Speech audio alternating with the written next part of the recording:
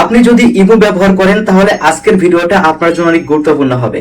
আপনি কি চান, ধরুন আপনি ইমোতে কারোর সঙ্গে কথা বলছেন, এখন আপনি চাইলে মুহূর্তে যার সঙ্গে কথা বলছেন তাকে লুকিয়ে ফেলতে পারবেন, কেউ দেখতেই পাবে না কোথায় গেল। ঠিক আছে, শুধু আপনিই জানবেন। ধরুন যে আপনি কারোর সঙ্গে মেসেজ করছেন বা চ্যাট করছেন, হঠাৎ করে একটা লোক এসেছে, আপনি এখন সহজেই ফোনটা একবারই ঝাঁকি দিলে আপনার সেই যার সঙ্গে কথা বলতেছেন সেই আইডিটা হারিয়ে যাবে।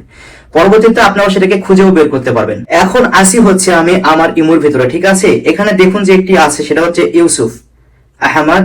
ঠিক আছে, উপরের আইডিটাকে খেয়াল করুন, নয়তো বলবেন যেটা ভুল। ঠিক আছে, এখন নাড়া দেবো। এখন দেখুন দেখুন আইডিটা কিন্তু হারিয়ে গেছে।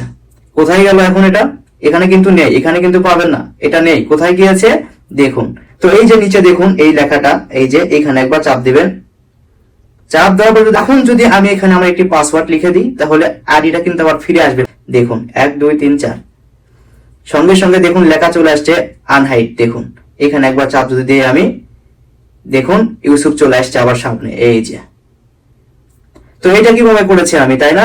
আজকে ভিডিওতে আমি এটাই দেখাবো, চলুন। তো এটা কিন্তু আপনিও করতে পারবেন খুব সহজে। করুন, দেখুন ধরুন যে ইউসুফের আইডি, তো এটা আমার এক বন্ধু হয়, তো এই আইডিতে প্রবেশ করলাম আমি। প্রবেশ করার পরে আপনি পাবেন হচ্ছে এখানে 3 লাইন, বা সেই ভেতরে 3 লাইন পাবেন, 3 লাইন। এইখানে একবার চাপ দিবেন, ইনভিজিবল ফ্রেন্ড। ঠিক আছে, এই যে দেখুন, এটাকে আপনারা অন করে দিবেন। আপনাদের ক্ষেত্রে এটা অফ থাকবে, এটা অন করে যখন দিবেন, আমি একটু দেখাই, অন করে দিলাম। দেওয়ার পরে ঠিক এরকম দেখাবে। দেখুন এখানে দেখাচ্ছে কেমনে কি হবে, যে দেখুন এটাকে দেখাচ্ছে কিন্তু যে কেমনে কি হবে। তো এখান থেকে আপনি পাবেন হচ্ছে নিচে একটি অপশন, দেখুন অ্যাড ইনভিজিবল ফ্রেন্ড, ইনভিজিবল। তো এখানে চাপ দিবেন। চাপ দেওয়ার পরে এখানে আপনার যতগুলো ফ্রেন্ড রয়েছে ইমুতে সবই শো করবে।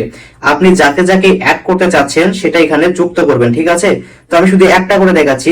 ধরুন যে আমি চাচ্ছি হচ্ছে শুধুমাত্র এটাকেই চাচ্ছি, এই যে ইউসুফকে আমি হাইড করব, তার জন্য আমি এটাকে ডান করে দেবো। দেখুন নিচে লেখা আছে ডান, এইখানে একবার চাপ দিবেন। ঠিক আছে, চাপ দেওয়ার পরে এখানে একটি পাসওয়ার্ড দিতে হবে, 4 সংখ্যার পাসওয়ার্ড দিবেন, আপনার যেটা মনে থাকে সবসময় সেটা দিবেন।